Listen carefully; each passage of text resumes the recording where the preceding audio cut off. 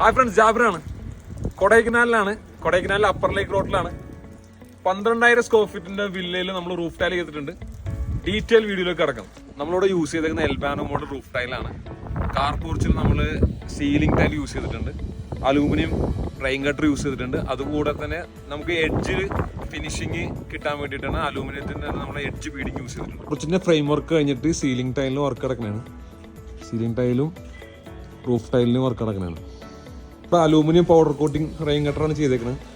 Rain ഗട്ടറിന്റെ അതേ pattern നമുക്ക് സൈഡിൽ കിട്ടാൻ വേണ്ടിയിട്ട്, എൻഡിൽ കിട്ടാൻ വേണ്ടിയിട്ട് ഈ എഡ്ജും നമ്മൾ ഇതേപോലെ ഡിസൈൻ ചെയ്തു, പൗഡർ കോട്ട് ചെയ്തെടുത്തേക്കാണ്. ഡാർക്ക് ഗ്രേ കളർ എൽബാനോ മോഡലാണ് നമ്മൾ റൂഫ് ടൈൽ ചെയ്തേക്കുന്നത്. അതുകൊണ്ട് തന്നെ ബീഡിങ്ങും അലൂമിനിയം റെയിൻ ഗട്ടറെല്ലാം നമ്മൾ ബ്ലാക്ക് ഡാർക്ക് കളറാണ് കൊടുത്തേക്കുന്നത്, പൗഡർ കോട്ടിങ്.